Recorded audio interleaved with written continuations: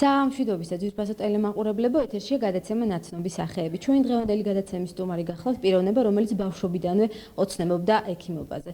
მან მოახერხა თავისი მიზნის განხორციელება და ხდება ცნობილი პროფესორი, მედიცინის მეცნიერებათა დოქტორი. Ჩვენი გადაცემის სტუმარი გახლავთ თემურ კოპაძე ოჯახურ გარემოში.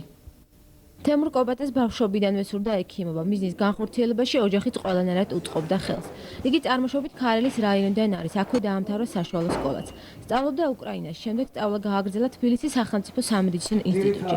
5 წელი სურამში მუშაობდა ექიმ ორდინატორად, შემდეგ ასისტენტად. 1988 წელს დაიცვა საკანდიდატო დისერტაცია, მიმდევრ წელს კი სადოქტორო დისერტაცია. ჩემი ბავშვობა გავატარე ქარელში. სკოლა დაამთავრე ქარელში და სიამოვნებით იხსენებ ამ პერიოდს და კარგია კიდევ იმით, რომ ვადარებ დღევანდელ დღეს, მაშინ მქონდა ნამდვილად ის ბავშვობა, რომელიც უნდა ჰქონდეს ჩვეულებრივ ნორმალურ ადამიანს. ამიტომ მე მთელი ჩემი მეგობრები ბავშვობიდან მყავს ქარელიდან. კი, უამრავი მეგობრებიც არიან კიდე საქართველოს ყველა თითქმის კუთხიდან, მაგრამ ძირითადად მაინც აქედან არიან, ამიტომ ძალიან დიდ პატივს ვცემ მე ამ რეგიონს და ამ კუთხეს. სკოლის დამთავრების შემდეგ მე ვსწავლობდი უკრაინაში, ქალაქ ჩერნოვცში. 4 წელი დავყავი და შემდეგ მეხუთე კურსზე გადმოვიდი თბილისის სახელმწიფო სამედიცინო ინსტიტუტში, რომელიც დავამთავრე 77 წელს და შემდეგ უკვე ჩემი სურვილით და განაწილებით სახელმწიფოს მიერ მუშაობდა ჯერ აკადემიკოს ხუდუშაურის კლინიკაში და შემდეგ 5 წელი სურამის ტრავმატოლოგიურ საავადმყოფოში. ჯერ ექიმ ორდინატორად და 82 წლიდან უკვე დღევანდელ დღემდე მუშაობ თბილისის პირველი კლინიკური საავადმყოფოს სიძახთა და გადაუდებელი მიკროქირურგიის კლინიკაში. თემურ კოპაძე არის საქართველოს ანგიოლოგთა სისხლძარღვთა ქირურგიის ასოციაციის წევრი, საქართველოს პლასტიკური ქირურგიის ასოციაციის გამგეობის წევრი, მსოფლიო ანგიოლოგთა ასოციაციის წევრი, ღირსების მედალოსანი, რომელიც მას 3 წლის წინ მიიღო. ამჟამად თბილისის ნომერ 1 კლინიკური საავადმყოფოს სისხლძარღვთა და გადაუდებელი მიკროქირურგიის კლინიკაში მუშაობს. თემურ კოპაძე არის 50-მდე სამეცნიერო ნაშრომისა და 3 გამოგონების ავტორი. მონაწილეობა აქვს მიღებული საერთაშორისო კონფერენციებში, მოსკოვში, ვენაში, ბერლინში, იენაში და სხვაგან. შიდა კერძოდ ქაშურსა და ქარელში აწყობს კონსულტაციებს მოსახლეობასთან. საერთოდ ყოველი თვის ბოლო შაბათს ქარელის სამედიცინო პერსონალის, საავადმყოფოს მთავარი ექიმის, რეგიონის ხელმძღვანელობის თხოვნით და ჩემი თანხმობით და სურვილით, რა თქმა უნდა, კონსულტაციებს ვეწევით სისხლძარღვთა ქირურგიაში, ანგიოლოგიაში, მიკროქირურგიაში, იმ საზოგადოების იმ ნაწილისთვის, რომელსაც ნაკლებად აქვს შესაძლებლობა ჩამოსვლა თბილისში და იქ კონსულტაციების მიღება. თემურ კოპაძემ 1994 წელს შექმნა ოჯახი. მის ოჯახს ქარელში ყოფნისას შევხვდით. მათი ბინა ქალაქის ცენტრში თავაძის ქუჩაზე მდებარეობს. მან და მისმა მეუღლემ ერთმანეთი ნათესავის ოჯახში გაიცნეს. მათ წლების განმავლობაში ოჯახებით კარგი ურთიერთობა ჰქონდათ ერთმანეთთან. ბატონი თემური აღნიშნავს, რომ მოიხიბლა ქალბატონი ლეილას უბრალოებითა და სისადავით. როგორც ამბობს, ცოლთან ერთჯერადი სიყვარულის ახსნა არ დასჭირვებია. იგი მეუღლეს ეხმარება საოჯახო საქმიანობაში. სადილების მომზადებისას კი ეგრეთ წოდებულ შავ სამუშაოს აკეთებს და ინიციატივას ქალბატონ ლეილას უთმობს. ოჯახთან დაკავშირებით ოჯახი შექმნილი 1994 წელს.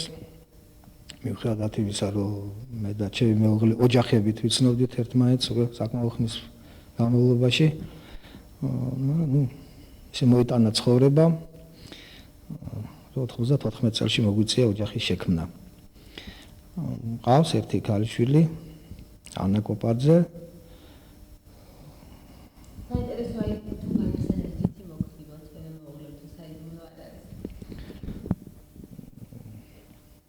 იმ უბრალოებით, რასაც წარმოადგენს და ალბათ რაც ჩემშია და რითაც მე ნებისმიერ ადამიანს ვაფასებ, მეტი არაფერი აბსოლუტურად. იმიტომ ყველა ქალი მომხიბლალი და ლამაზი და კარგია, მაგრამ გემოვნებაზე არ დავაბენო ხოცტრებურად.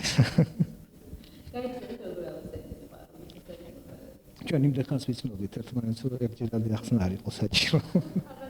არ დასჭირებია. შეიძლება ის მოყოს ეს კურიოზი, რომელიც ორივეს უკავშირდება, ამიტომ. ხო, კურიოზი, რა თქმა უნდა, ყველა ადამიანს აქვს ცხოვრებაში, მით უმეტეს ჩვენი პროფესიის წარმომადგენლებსაც, იმიტომ რომ თუ მოწოდებით ექიმი ხარ, ალბათ პირველ ადგილზე და პირველ რიგში უნდა დააყენო შენი პროფესია და ასე მომივიდა მეც. აი როგორც გითხარით, როგორც იქნა მე გადავწყვიტე ოჯახის შექმნა. უბრალოდ ეს ჩვეულებრივი ამბავი იყო, მიწვეული ვიყავი მეუღლის ოჯახში, ახლობით შუა დღის 2 საათზე და ამ დროს დილის 7-ის თურის ნახევარი იყო კარელიდან მოვიდნენ მეგობრები, რომლებმაც მითხრეს, რომ მათი ერთ-ერთის შვილი იყო დაჭრილი ფეხში. იქ საკითხი იდგა კიდურის გადარჩენაზე. რა თქმა უნდა, აქ ორი აზრი არ იყო. რა თქმა უნდა, არ გავუმხილე, რომ იმ დღეს ჰქონდა ასეთი ოფიციალური შეხვედრა. კარელში ჩამოვედით, გაკეთდა ოპერაცია, კიდური შენარჩუნებული იქნა, ყველაფერმა კარგად ჩაიარა და ისე მოხდა, რომ დროის ფაქტორში ვეტეოდით დაახლოებით და აი ოპერაციის შემდეგ ჩვეულებრივ აპირებდნენ როგორც ყოველთვის მეგობრები შეხვედრას და მაშინ უთხარი მე რომ მე აი ესეთი სიტუაცია მაქვს და ისე მოხდა რომ ერთი წუთი აკლდა ორს რომ თავის დროზე მაინც ჩავედით და მივაკითხე მოვასწარით კი მათი დახმარებით რა თქმა უნდა იმიტომ თვითონაც გაეხარდათ ყოველთვის ცხოვრებაში ეგრე იყოს უმაგას მიგიჟინებდნენ რომ ყველაფერი კარგია მაგრამ ოჯახი აუცილებელია და რახან გაიგეს ასეთ თავის დროზე მე მიყვანეს ამ ერთმა წუთმა არ გადაწყვიტოს არაფერი არა აი ხო ხედავთ რომ ყველაფერი წესრიგში არის და გადაწყვეტილი არაფერი საინტერესოა თუ ეხმარებით მეუღლეს ოჯახურ საქმიანობაში თუ ძალიან დაკავებული დღის რეჟიმში არა დღის რეჟიმი საკმაოდ დაკავებულია იმიტომ მე სადაც მოღვაწეობ თბილისის პირველი კლინიკური საავადმყოფო სიზახდა და გადაუდებელი მიკროქირურგიული კლინიკა იქ ჩვენ გვაქვს 24 საათიანი მიღება რესპუბლიკის მასშტაბით ანუ ყველა სახის დაჭრილი სიზარღვების, ფხესების, ნერვების დაზიანები და ამ შემდეგ მოხავთ ჩვენთან და საკმაოდ რთულ ოპერაციების დროს ყოველთვის პასუხისმგებელ პირებს, მორიგეები გვიძახიან, რომ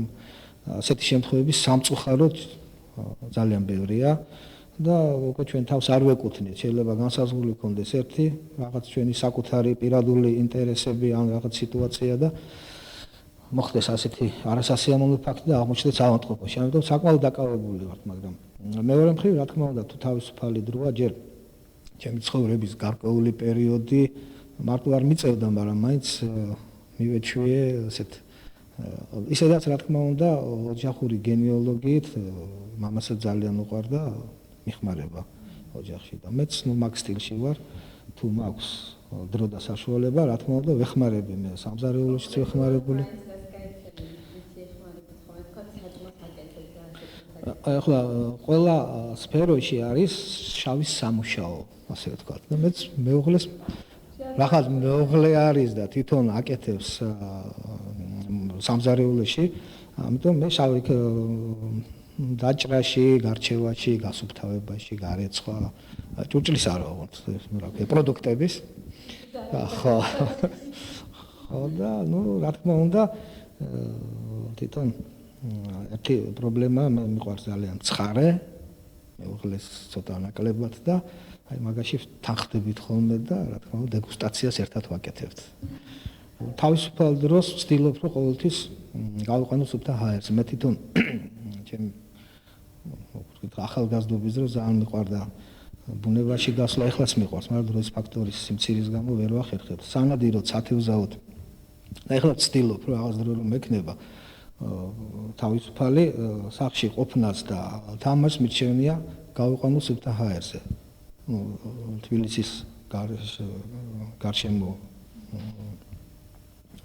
თებზე აგერ აქეთ თუ ვართ ქარელისკენ, აქეთაც მოგეხსენება თქვენ ძალიან კარგი ბუნებაა და ვცდილობ რომ რაც შეიძლება მაქსიმალურად იყოს ეს ერთი მხრივ, რაც ჯანმრთელობისთვის კარგია. მეორე მხრივ მამა-შვილური ურთიერთობისთვის არის კარგი და მესამე ბავშვი ბუნებას შეიცნობს და უფრო ადვილად გაატანს ცხოვრებას ალბათ, იმიტომ რომ შეიძლება ადამიანს ბუნება უყვარდეს და ის ცუდი პიროვნება იყოს.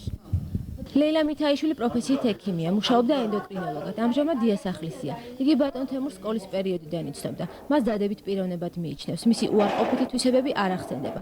რადგანაც ქმარი სულ დაკავებულია სამსახურებრივი მოვალეობით, ოჯახური საქმიანობას ყველაფერს თვითონ ითავსებს. ბატონი თემური სამზარეულოში მხოლოდ დეგუსტატორის მოვალეობას ასრულებს. მას ძალიან ყვარებია გემრიელი, ცხარი სადილები, განსაკუთრებით კი შამფურზე შემწვარი მწვადები. თემურის და ჩემი ნათესავის მეუღლეა და ოჯახში გავიცანთ. დიდი ხნის წინ აღარს მახსოვს როდის იყო. როგორ გითხრათ ახლა მიჭირს პიროვნება.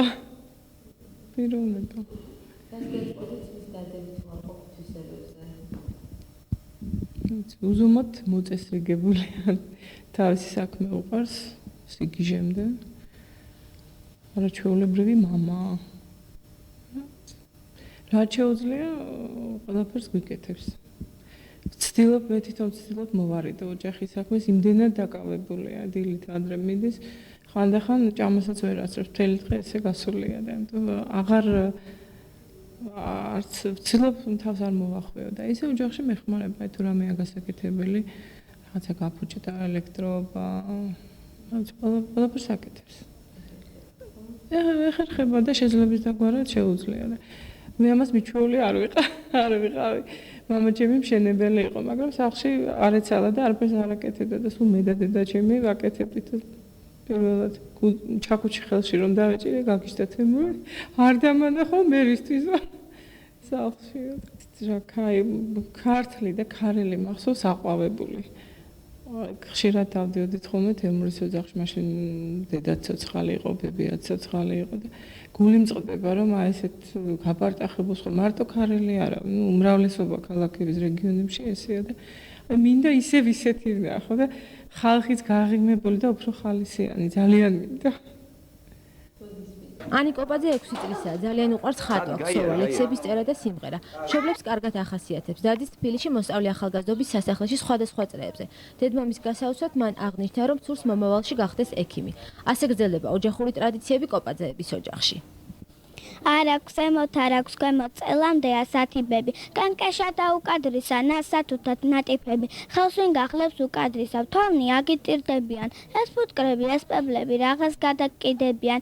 არ აქვს ემოთ, არ აქვს ქვემოთ, ტყეებია, მინდვრებია. უკვდავების წყაროების კლდეებს გადმოკიდებიან. ყვავილებიც იმდენია, ნასათუთად ნატიფები. არ აქვს ემოთ, არ აქვს ქვემოთ, წელამდე ასათიბები. აი ასეთი იყო ერთი დღე თემურ კოპაძის ოჯახში. ჩვენ კვლავ შევხვდებით ვისბასო ტელემაყურებლებო ერთმანეთს და ისევ თქვენთვის საინტერესო ნაცნობ სახეს წარმოვიდგენთ ჩვენს გადაცემაში. მე რა თქმა უნდა საუკეთესო სურვილებით გემშვიდობებით, დიდი მადლობა ყურადღებისათვის.